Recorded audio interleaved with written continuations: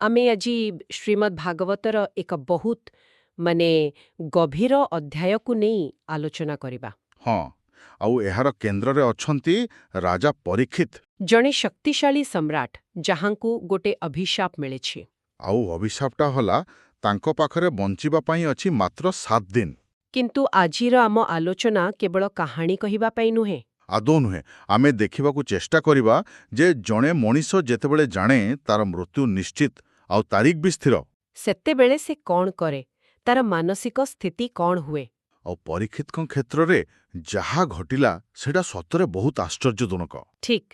ତେବେ ଆସନ୍ତୁ ଏହି କାହାଣୀର ଗଭୀରକୁ ଯିବା ଆଉ ଦେଖିବା ଜଣେ ରାଜାଙ୍କର ଗୋଟିଏ ଭୁଲ ତାଙ୍କୁ କେମିତି ଜୀବନର ସବୁଠୁ ବଡ଼ ସତ୍ୟର ସାମ୍ନା କରାଇଲା। କାହାଣୀର ଆରମ୍ଭ ହେଉଛି ରାଜାଙ୍କର ଗଭୀର ଅନୁତାପରୁ।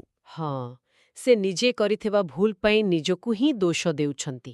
ଜଣେ ଶାନ୍ତ ଧ୍ୟାନରେ ବସିଥିବା ବ୍ରାହ୍ମଣଙ୍କ ବେକରେ ଗୋଟେ ମଲା ସାପ ପକାଇଦେବା। ସେ ନିଜେ ଏହାକୁ କୁକର୍ମ ବୋଲି କହୁଛନ୍ତି।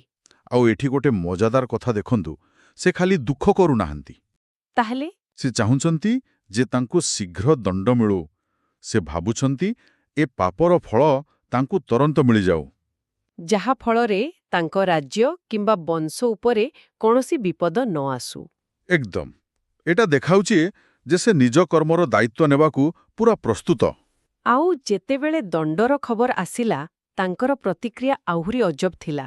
ହଁ, ଯେତେବେଳେ ସେ ଶୁଣିଲେ ଯେ ଋଷିଙ୍କ ପୁଅ ତାଙ୍କୁ ଅଭିଶାପ ଦେଇଛି ଯେ 7 ଦିନ ଭିତରେ ତକ୍ଷକ ସାପ କାମୁଡ଼ାରେ ତାଙ୍କର ମୃତ୍ୟୁ ହେବ। ମୋର ତ ପ୍ରଥମ ପ୍ରତିକ୍ରିୟା ହୁଏତ ଭୟ କିମ୍ବା କ୍ରୋଧ ହୋଇଥାନ୍ତା, କିନ୍ତୁ ସେ ଖୁସି ହେଇଗଲେ। ଖୁସି? ହଁ, ବିଶ୍ୱାସ କରିବା କଷ୍ଟ, କିନ୍ତୁ ସେ ଏହି ଅଭିଶାପକୁ ଈଶ୍ୱରଙ୍କର ଆଶୀର୍ବାଦ ବୋଲି ଭାବିଲେ। କେମିତି? ତାଙ୍କ ପାଇଁ ଏଟା ସାଂସାରିକ ମୋହମାୟାର ମୁକ୍ତି ପାଇବାର ଏକ ସୁବର୍ଣ୍ଣ ସୁଯୋଗ ଥିଲା। କିନ୍ତୁ ଏଠି ଗୋଟେ ପ୍ରଶ୍ନ ଆସୁଛି, ଏହା କ'ଣ ପ୍ରକୃତରେ ଏକ ଆଧ୍ୟାତ୍ମିକ ସ୍ଥିତି, ନା ଏହା ଏକ ପ୍ରକାର ମୃତ୍ୟୁର ଭୟକୁ ସାମ୍ନା ନ କରିପାରି ତାକୁ ଗୋଟେ ଆଧ୍ୟାତ୍ମିକ ରଙ୍ଗ ଦେଇଦବା? ବହୁତ ଭଲ ପ୍ରଶ୍ନ। ଦେଖନ୍ତୁ, ଏହାକୁ ବୁଝିବାକୁ ହେଲେ ଆମକୁ ପରୀକ୍ଷିତଙ୍କର ପୃଷ୍ଠଭୂମି ଦେଖିବାକୁ ପଡ଼ିବ।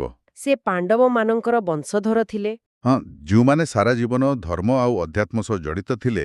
ଏ ଅଭିଶାପ ତାଙ୍କୁ ହଠାତ୍ ଜ୍ଞାନୀ କରିଦେଲାନି, ତାହେଲେ ବରଂ ଏହା ତାଙ୍କ ଭିତରେ ପୂର୍ବରୁ ଥିବା ଜ୍ଞାନ ଓ ବୈରାଗ୍ୟକୁ ବାହାରକୁ ଆଣିବାର ଏକ କାରଣ ସାଜିଲା। ଓହୋ, ବୁଝାବଣା ଆଗରୁ ଥିଲା, ଏଇ ସଙ୍କଟ କେବଳ ତାକୁ ସକ୍ରିୟ କରିଦେଲା। ବିଲକୁଲ। ସେ ନିଜେ କହୁଛନ୍ତି, ବ୍ରାହ୍ମଣ ଶାପ କୋପାନଳ, ଏ ମୋର ବିମୁକ୍ତିର ମୂଳ। ବା, କେତେ ସୁନ୍ଦର କଥା। ସେ ଏହାକୁ ନିଆଁ ଭଳି ଦେଖୁଛନ୍ତି, ଯାହା ତାଙ୍କର ସବୁ ସାଂସାରିକ ଆସକ୍ତିକୁ ଜାଳି ପାଉଁଶ କରିଦେବ। ଠିକ୍ ସେଇଆ। ତେବେ ଏହି ନିଶ୍ଚିତ ମୃତ୍ୟୁର ଖବର ପାଇବା ପରେ ସେ ପ୍ରଥମ କାମ କ'ଣ କଲେ? ସେ ତୁରନ୍ତ ଏକ ବଡ଼ ନିଷ୍ପତ୍ତି ନେଲେ, ଏବଂ ଏଇ ନିଷ୍ପତ୍ତି ହିଁ ତାଙ୍କର ଗମ୍ଭୀରତାକୁ ପ୍ରମାଣିତ କରୁଛି। କି ନିଷ୍ପତ୍ତି? ସେ ଗୋଟିଏ ମୁହୂର୍ତ୍ତ ବି ନଷ୍ଟ କଲେନି। ତୁରନ୍ତ ନିଜ ପୁଅ ଜନ୍ମେଜୟଙ୍କୁ ଡାକି ରାଜ୍ୟଭାର ଦେଇଦେଲେ। ସବୁକିଛି?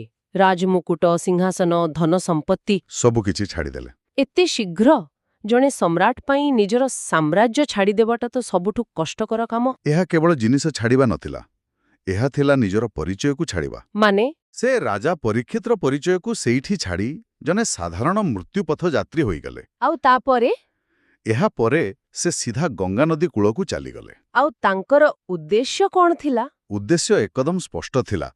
ମୃତ୍ୟୁ ପର୍ଯ୍ୟନ୍ତ ଅନ୍ନଜଳ ତ୍ୟାଗ କରିବେ, ଯାହାକୁ ପ୍ରାୟୋପବେଶନ କୁହାଯାଏ। ଆଉ କେବଳ ଭଗବାନ ଶ୍ରୀକୃଷ୍ଣଙ୍କ ଉପରେ ଧ୍ୟାନ କରିବେ।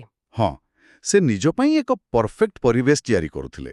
ଗଙ୍ଗାକୂଳ, ଯାହାକୁ ମୋକ୍ଷର ଦ୍ୱାର ବୋଲି କୁହାଯାଏ। ଆଉ ଉପବାସ, ଯାହା ଶରୀର ଆଉ ମନକୁ ଶୁଦ୍ଧ କରେ। ସେଠାରେ ସେ ଗୋଟେ କୁଶା ଆସନରେ ବସି ନିଜ ମନକୁ ପୁରା ଈଶ୍ୱରଙ୍କଠାରେ ଲଗାଇଦେଲେ। ଆଉ ଯେତେବେଳେ ଜଣେ ଏତେ ନିଷ୍ଠାର ସହ ଏମିତି କିଛି କରେ, ତାର ପ୍ରଭାବ ଚାରିଆଡ଼େ ବ୍ୟାପିଯାଏ। ରାଜାଙ୍କର ଏହି ନିଷ୍ପତ୍ତିର ଖବର ଯେମିତି ନିଆଁ ଭଳି ବ୍ୟାପିଗଲା। ହଁ, ଆଉ ତାପରେ ଯାହା ହେଲା, ତାହା କୌଣସି ଫିଲ୍ମର ଦୃଶ୍ୟଠାରୁ କମ୍ ନୁହେଁ। କ'ଣ ହେଲା? ଭାରତବର୍ଷର କୋଣ ଅନୁକୋଣରୁ ବଡ଼ ବଡ଼ ଋଷି, ମୁନି, ତପସ୍ୱୀମାନେ ନିଜ ନିଜର ଆଶ୍ରମ ଛାଡ଼ି ସେଇ ଗଙ୍ଗା ତଟରେ ପହଞ୍ଚିବାକୁ ଲାଗିଲେ। ଆଉ ଆମେ ଏଠି କିଛି ସାଧାରଣ ସାଧୁଙ୍କ କଥା କହୁନାହୁଁ। ନା, ଆଦୌ ନୁହେଁ। ଆପଣ ଭାବନ୍ତୁ ତ, ସେହି ଯୁଗର ସମସ୍ତ ବଡ଼ ବଡ଼ ଆଧ୍ୟାତ୍ମିକ ବ୍ୟକ୍ତିତ୍ୱ, ଯେମିତି ଆଜିର ଦୁନିଆର ସବୁ ବଡ଼ ବଡ଼ ବୈଜ୍ଞାନିକ ଆଉ ଦାର୍ଶନିକ ଗୋଟିଏ ଜାଗାରେ ଏକାଠି ହୋଇଗଲେ। ଠିକ୍ ସେମିତି। ସେଠାରେ ଅତ୍ରି, ବଶିଷ୍ଠ, ବ୍ୟାସ, ନାରଦଙ୍କ ଭଳି ମହାରଥୀମାନେ ଥିଲେ, ପରୀକ୍ଷିତଙ୍କର ନିଷ୍ଠାର ଆକର୍ଷଣ ଶକ୍ତି ଏତେ ଥିଲା ଯେ ଏହା ସେହି ସମୟର ପୁରା ଜ୍ଞାନୀ ସମାଜକୁ ଟାଣି ଆଣିଥିଲା। ହଁ, ଏହା ତ ଅବିଶ୍ୱାସନୀୟ। ଏତେ ବଡ଼ ବଡ଼ ଜ୍ଞାନୀମାନଙ୍କୁ ଏକାଠି ଦେଖି ରାଜାଙ୍କର ପ୍ରତିକ୍ରିୟା କ'ଣ ଥିଲା? ସେ କୃତଜ୍ଞତାରେ ଭରିଗଲେ। ସେ ସମସ୍ତଙ୍କୁ ପ୍ରଣାମ କରି କହିଲେ, ମୋ ଭଳି ଜଣେ ପାପୀ ରାଜା ପାଇଁ ଏହା ସବୁଠାରୁ ବଡ଼ ସୌଭାଗ୍ୟ ଯେ ମୋର ଅନ୍ତିମ ସମୟରେ ଆପଣମାନଙ୍କ ଭଳି ମହାପୁରୁଷଙ୍କ ଦର୍ଶନ ମିଳୁଛି। ସେ ଏହାକୁ ଭଗବାନଙ୍କର କୃପା ବୋଲି ଭାବିଲେ। ହଁ, ସେ କହିଲେ, ଏହା ଭଗବାନ ଶ୍ରୀକୃଷ୍ଣଙ୍କର ନିଜ ପାଣ୍ଡବ ବଂଶ ପ୍ରତି ଥିବା ସ୍ନେହର ପ୍ରମାଣ। ତେବେ ଏବେ ପରିସ୍ଥିତି ଏମିତି ଯେ ଗୋଟିଏ ପଟେ ଜଣେ ରାଜା ଯାହାଙ୍କ ପାଖରେ ମାତ୍ର 7 ଦିନ ଅଛି, ଆଉ ତାଙ୍କ ସାମ୍ନାରେ ବସିଛନ୍ତି ସେହି ଯୁଗର ଶ୍ରେଷ୍ଠ ଜ୍ଞାନୀମାନେ। ଏକ ଅଦ୍ଭୁତ ସୁଯୋଗ। ହଁ, ସେ ଚାହିଁଥିଲେ ଅଭିଶାପରୁ ବଞ୍ଚିବାର ଉପାୟ ପଚାରି ପାରିଥାନ୍ତେ, କିନ୍ତୁ ସେ ତାହା କଲେନି। ନା, ସେ ତାହା କଲେନି, କାରଣ ସେ ବର୍ତ୍ତମାନ ଆଉ ସାଂସାରିକ ସମସ୍ୟାର ସମାଧାନ ଖୋଜୁନଥିଲେ। ସେ ଜୀବନର ମୂଳ ସତ୍ୟକୁ ଖୋଜୁଥିଲେ। ତେଣୁ ସେ ହାତ ଯୋଡ଼ି ସେହି ସମସ୍ତ ଋଷିଙ୍କୁ ଗୋଟିଏ ପ୍ରଶ୍ନ ପଚାରିଲେ। ଏବଂ ସେହି ପ୍ରଶ୍ନଟି ହିଁ ସମଗ୍ର ଶ୍ରୀମଦ୍ ଭାଗବତର ମୂଳଦୁଆ ପକାଇଲା। କ'ଣ ପଚାରିଲେ ସେ? ସେ ପଚାରିଲେ, ହେ ମୁନିଗଣ, ଯେଉଁ ମଣିଷର ମୃତ୍ୟୁ ଏକଦମ ପାଖେଇ ଆସିଛି, ତାର ପରମ କର୍ତ୍ତବ୍ୟ କ'ଣ?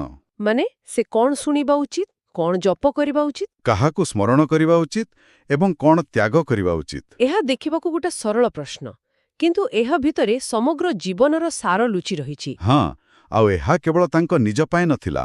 ଏହା ଆମ ସମସ୍ତଙ୍କ ପାଇଁ ପ୍ରଶ୍ନ, କାରଣ ମୃତ୍ୟୁ ତ ସମସ୍ତଙ୍କ ପାଇଁ ନିଶ୍ଚିତ, କେବଳ ତାରିଖ ଜଣାନାହିଁ। ଠିକ୍ ସେହି ସମୟରେ ଯେତେବେଳେ ସମସ୍ତେ ଏହି ଗଭୀର ପ୍ରଶ୍ନ ଉପରେ ବିଚାର କରୁଥିଲେ, ସେଠାରେ ଜଣେ ବ୍ୟକ୍ତିଙ୍କର ଆଗମନ ହେଲା, ଯାହାଙ୍କୁ କେହି ଆଶା କରିନଥିଲେ। ସେ ଥିଲେ ମହର୍ଷି ବ୍ୟାସଦେବଙ୍କ ପୁତ୍ର ଶ୍ରୀ ସୁକଦେବ ଗୋସ୍ୱାମୀ। ଆଉ ତାଙ୍କର ପ୍ରବେଶର ବର୍ଣ୍ଣନା ତ ଆହୁରି ଆଶ୍ଚର୍ଯ୍ୟଜନକ।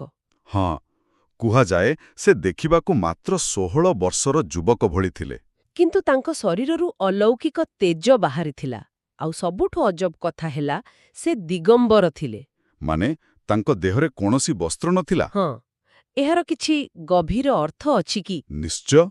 ଦିଗମ୍ବର ହେବା କେବଳ ବସ୍ତ୍ରତ୍ୟାଗ କରିବା ନୁହେଁ, ଏହା ସମସ୍ତ ସାମାଜିକ ନିୟମ, ଲଜ୍ଜା, ସଂସ୍କାର, ଏପରିକି ନିଜ ଦେହ ସହ ଥିବା ମୋହକୁ ମଧ୍ୟ ତ୍ୟାଗ କରିବାର ପ୍ରତୀକ। ହଁ, ସେ ଏତେ ଆତ୍ମସ୍ଥିତ ଥିଲେ ଯେ ବାହ୍ୟ ଜଗତର କୌଣସି ଜିନିଷ ତାଙ୍କୁ ସ୍ପର୍ଶ କରିପାରୁନଥିଲା। ଆଉ ତାଙ୍କୁ ଦେଖି ସେଠାରେ ଥିବା ସବୁ ବୟସ୍କ ଓ ଜ୍ଞାନୀ ଋଷିମାନେ ବି ନିଜ ନିଜ ଆସନରୁ ସମ୍ମାନରେ ଠିଆ ହୋଇଗଲେ। ସେମାନେ ଜାଣିଥିଲେ ଯେ ଏ ସାଧାରଣ ଯୁବକ ନୁହେଁ, ସ୍ୱୟଂ ଜ୍ଞାନର ମୂର୍ତ୍ତିମନ୍ତ ସ୍ୱରୂପ ତାଙ୍କ ସାମ୍ନାରେ ଠିଆ ହୋଇଛନ୍ତି। ରାଜା ପରୀକ୍ଷିତ ତାଙ୍କୁ ଦେଖି ବୁଝିଗଲେ ଯେ ତାଙ୍କ ପ୍ରଶ୍ନର ପ୍ରକୃତ ଉତ୍ତରଦାତା ଆସି ପହଞ୍ଚି ଯାଇଛନ୍ତି। ହଁ, ସେ ଆଗକୁ ଯାଇ ତାଙ୍କୁ ସାଷ୍ଟାଙ୍ଗ ପ୍ରଣାମ କଲେ ଏବଂ ସବୁଠାରୁ ଉଚ୍ଚ ଆସନରେ ବସାଇଲେ। ସେ ଅନୁଭବ କଲେ ଯେ ଯେତେବେଳେ ଜଣେ ଶିଷ୍ୟ ପ୍ରକୃତରେ ପ୍ରସ୍ତୁତ ହୋଇଯାଏ, ଗୁରୁ ସ୍ୱୟଂ ଆସି ପହଞ୍ଚିଯାଆନ୍ତି। ଏକ ଅପୂର୍ବ ଦୃଶ୍ୟ।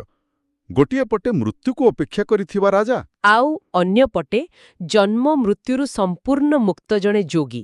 ରାଜା ତାଙ୍କୁ ହାତ ଯୋଡ଼ି ପୁଣି ଥରେ ସେହି ପ୍ରଶ୍ନଟି ପଚାରିଲେ, ହେ ଯୋଗୀଶ୍ୱର, ମୋ ଭଳି ଜଣେ ମରଣାସନ୍ନ ବ୍ୟକ୍ତିର କର୍ତ୍ତବ୍ୟ କ'ଣ? ଦୟାକରି ମୋତେ ମାର୍ଗଦର୍ଶନ କରାନ୍ତୁ। ତେବେ ଏସବୁରୁ ଆମେ କ'ଣ ବୁଝିଲେ?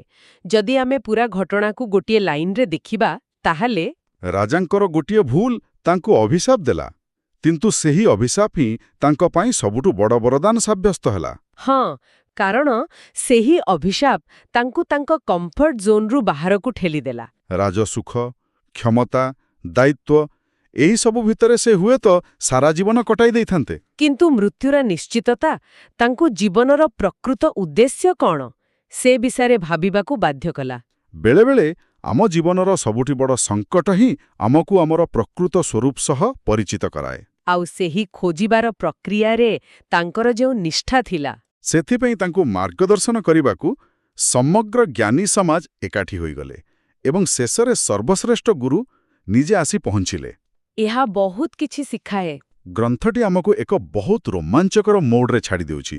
ରାଜାଙ୍କ ପାଖରେ ମାତ୍ର 7 ଦିନ ଅଛି।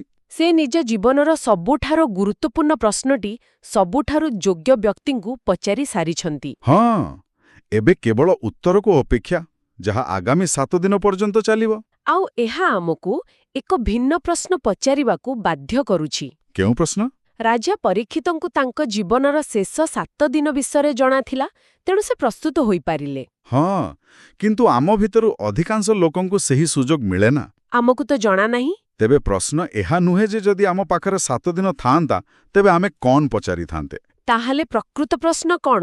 ପ୍ରକୃତ ପ୍ରଶ୍ନ ହେଉଛି ଆମେ କାହିଁକି ସେଇ ଶେଷ ମୁହୂର୍ତ୍ତକୁ ଅପେକ୍ଷା କରିବା। ଜୀବନର ସବୁଠାରୁ ଗୁରୁତ୍ୱପୂର୍ଣ୍ଣ ପ୍ରଶ୍ନଟି ଆଜି ଏହି ମୁହୂର୍ତ୍ତରେ କାହିଁକି ନ ପଚରାଯିବ।